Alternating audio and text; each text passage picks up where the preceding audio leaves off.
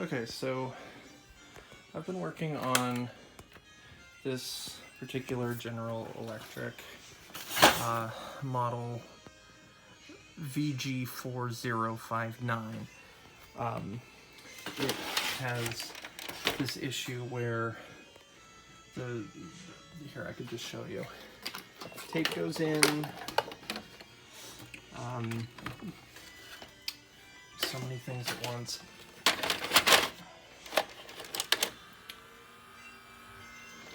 It did not like that, but it also doesn't like it when I just do that without turning it on first.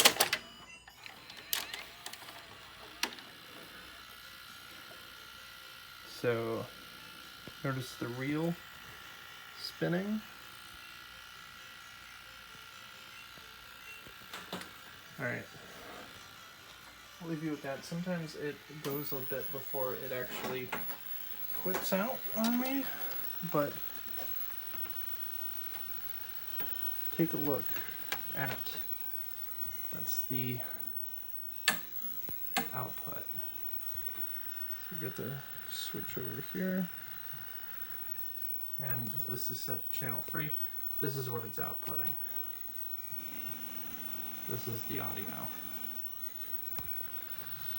So it'll do one of two things. Either it'll just keep spinning and deliver that, or the reels will just flat out stop, and the VCR will then shut itself down with the tape threaded.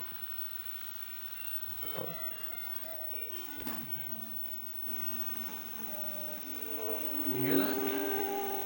So I guess the audio might be okay.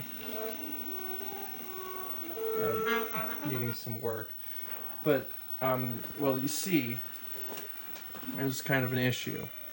I have a plethora of these things in storage, but as far as right now, I've got this Panasonic AG-1960 that does not like to let the eject button doesn't work. None of these buttons work.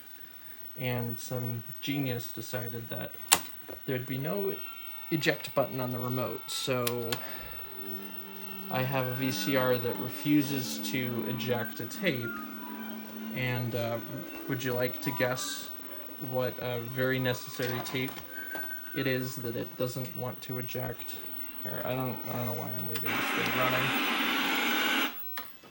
Here, let's just go ahead and stop eject. See, I mean, this thing, like, it almost works. Anyway, just leave that over there.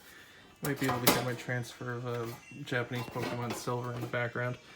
Yep, cleaning cassette. Stuck in the VCR because it won't eject. So that's sort of where I'm at. And then I've got this Handycam that's like busted open like that.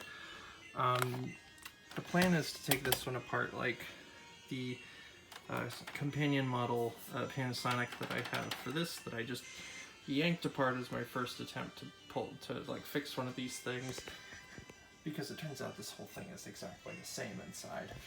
Look, here. Don't mind the mess. Here, told you so. All right. So this is where I left that, but it's like irredeemably broken. So I'm not like too concerned, but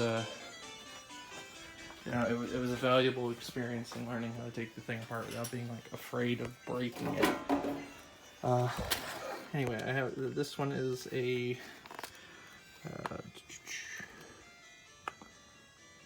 FX510, 10x zoom, and then back over here. One of these days I'll get this organized. We've got a FX620 with a 12x zoom. I figure that's close enough. And that taking apart the irredeemably broken one will give me some answers about that one.